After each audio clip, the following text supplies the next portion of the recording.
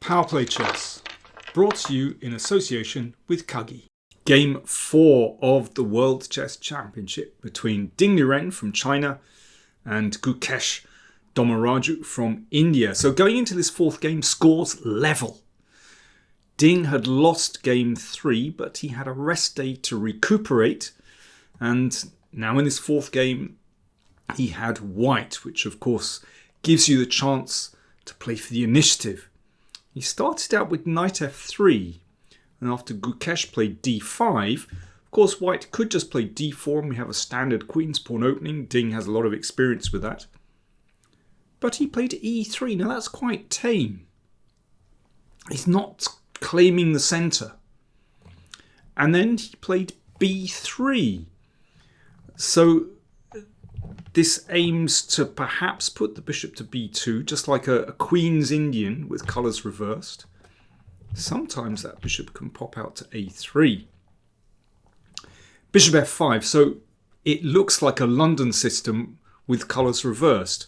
Of course, it looks pretty normal to put the bishop out here. Standard development.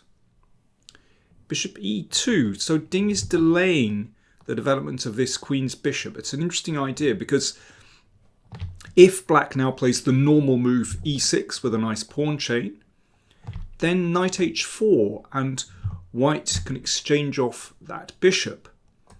So that's why Gukesh played h6, this little pawn move at the side of the board. Now, I know I say this a lot, but there's a special place in hell for players that play these little pawn moves at the side of the board. I always tell my students, don't waste time with these moves. But the point is that Gukesh can play e6, and if the bishop is attacked, it can simply drop back safely to this square.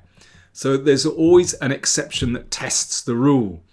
And here h6 is actually quite a standard move. Bishop a3. So that's a little bit of a surprise. You know, normally we would, after b3, that bishop likes to be on the long diagonal. But the point is to slightly disrupt black's development. It means if black plays e6, then you can see that the king or rook has been slightly displaced, so black will waste time. So that's why knight d7 was played. We'll see exactly the purpose of this in a moment.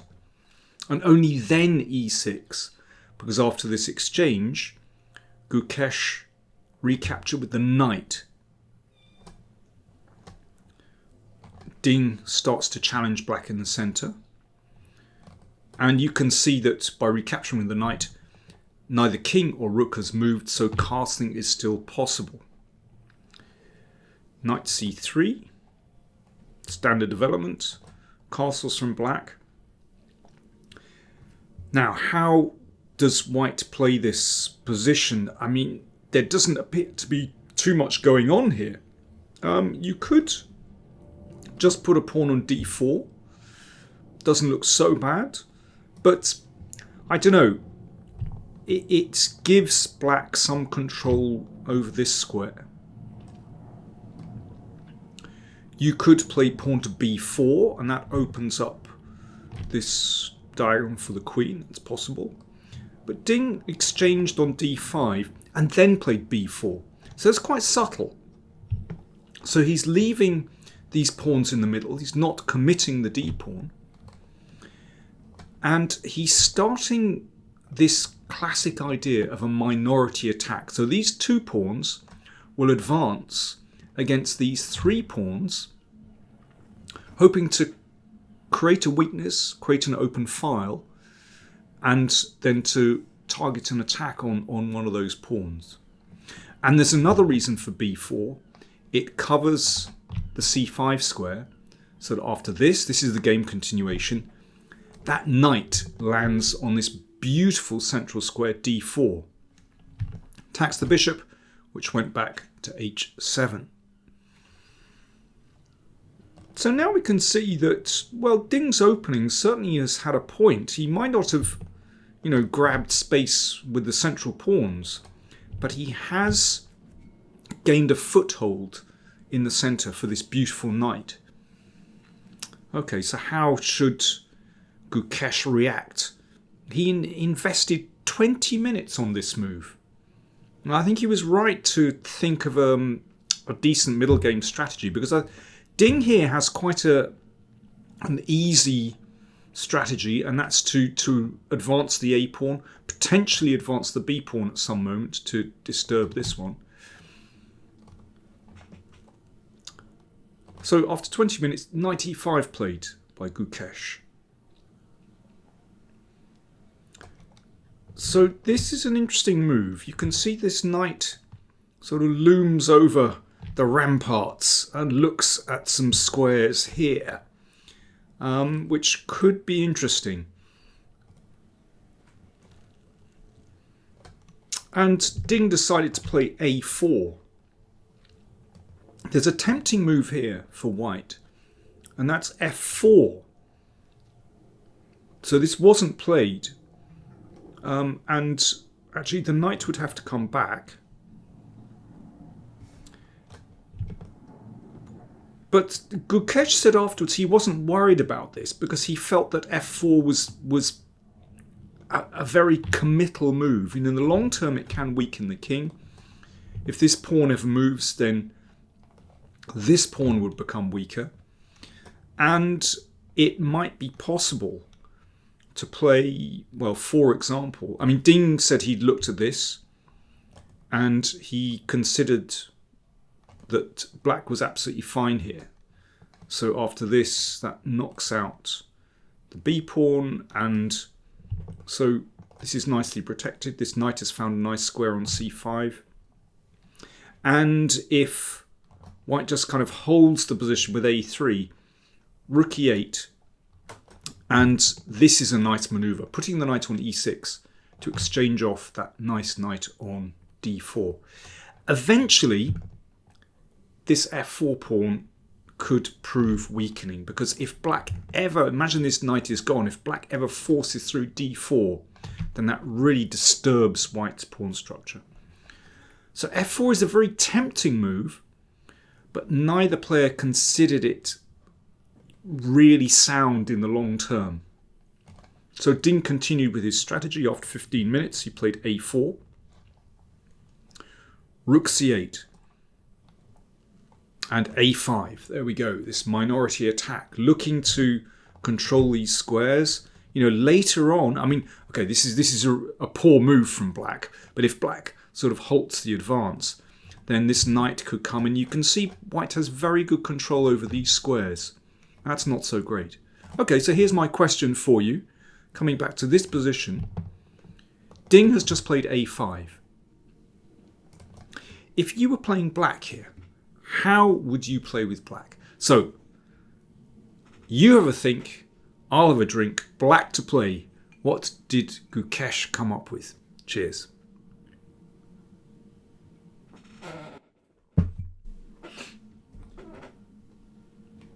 He played b6. It's a really good move. He's looking to counter that knight on d4 by pushing it away with c5. Now you could say that perhaps this is slightly risky, because after a pawn exchange, then white gets control of the open file, but actually white can't really do much with that. You know, this threat to push the knight away and then potentially push on again is a bit unpleasant.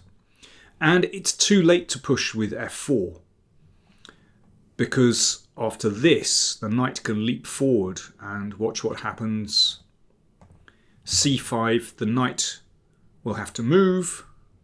Okay, eventually. So after this, the knight moves and whoop, that's nasty. Double attack. So after a 12-minute think, Ding decided just to play the knight back to f3. He realized, okay, Gukesh has found a decent strategy. I need to get rid of that knight. So there was an exchange on f3. And if white can perhaps play d4 then that's a nice structure, and white can use the open file, and these pawns start to look weak. But Gukesh has a window of opportunity to play d4 himself, and of course an exchange would really damage white's structure. That's a weak pawn, and the queen looks wonderful in the middle. So Ding very quickly played knight e2. Of course he'd anticipated this. And an exchange of pawns on e3. And the position is simplifying. So lots of pawn exchanges, and Gukesh decided, get rid of that nice bishop on f3. Rook d1 hits the queen, and more exchanges. An exchange on b6 and knight c3. Well, if your opponent has a strong piece in the middle of the board like this, of course it makes great sense to exchange it off. But of course this is an indication that the game is drifting towards a draw. Rook d8, very sound. Connecting the rooks are connected, but bring the rook to the open file. An exchange. Now, you can see that these three pawns here mean that the king is a little restricted. So you play h3 to solve the back rank problem. c5, an exchange of rooks. Exchange of pawns, again more exchanges. Now the big tendency here is towards draw, but there are still some subtleties here, and it could still go wrong for either player. You still have to be switched on here. So, okay, first of all, that's attacked, so Gukesh decides to play queen e5. That's a sneaky little move. Not only does the queen cover the pawn, that's the obvious one, but it also covers this square. So if white plays queen c3, not so good, because rook d1 check is a typical tactic for this position. The king can't move to h2, and after rook takes rook, queen takes queen. So be careful. So queen c2 from Ding, attacking this pawn. Now, again, this is one of those moments where you still have to be aware of what's going on. So, for example, if black played the obvious rook c8 covering this pawn, then the queen steps up to blockade the pawn. You can see that's a little bit passive. And then the rook could come to the open file. And there is potential to move down. And black has to be careful there. Therefore, rook d5 from Gukesh, maintaining the rook on an active square on the open file, and also, of course, protecting the pawn. So g3 from Ding, so he's making sure his king has a little bit more space and cutting out the queen. Clock times, 32 minutes remaining for Ding, 25 minutes for Gukesh. No real time pressure. So both players managed their clock very well today. Now, I was expecting the game to drift towards a draw very quickly with, for example, g6, and then, let's say, e4, and then we have an exchange. And 3 versus 3 is a dead draw. But very interesting from a psychological point of view. Gukesh played f5, preventing that simplifying move e4. And there's a little bit of sort of one-upmanship here. Remember in game 2, Ding was very happy to drift towards a quick draw. Gukesh is saying, hey, listen, I'm happy to play on. I mean, it doesn't change the assessment of the position, but just for a moment, white can't simplify. King g2, I mean, there's nothing really too much going on here. King h7, the king steps up. Queen c4. I mean, if the queens are exchanged, then this endgame is a draw. For example, there'll just be more simplification. Nothing too much going on there. Gukesh played queen d6, still keeping pieces on the board. e4. Another pawn exchange. queen e4, a queen exchange. So we really are getting down to a position where you can say, yeah, that's a dead draw. I mean, even without this pawn, 3v2 on the same side is a theoretical draw. It's a known drawing position. But here, this is how the game ended. So the rook is attacked, so it checked the king. King came back. Rook takes pawn threatened. The rook came back. King e4, they're repeating the position. And it doesn't make any difference if the king goes up the board. If king e5, then rook d2 hits this one. It makes no odds whatsoever. This is still a dead draw, and so on. So the game ended rook d4, king e3, and you can see they've repeated the position 3 times. They didn't even bother calling the arbiter. They simply agreed to draw. Draw offers are allowed after move 40, but anyway, that's kind of irrelevant when they're repeating position 3 times. So, a solid game from both players. Ding certainly was trying something in the opening, and you know he said afterwards this was a very balanced game. He thought a well-played game. I think both players agreed that White, did have a little initiative in the opening with this idea, but knight e5 followed by b6, threatening to push this knight away with c5, and basically Gukesh was absolutely fine, and both players played very correctly after that. So there we go. After 4 games, the score is 2-all. Tomorrow, Saturday, Gukesh plays with White. See you then.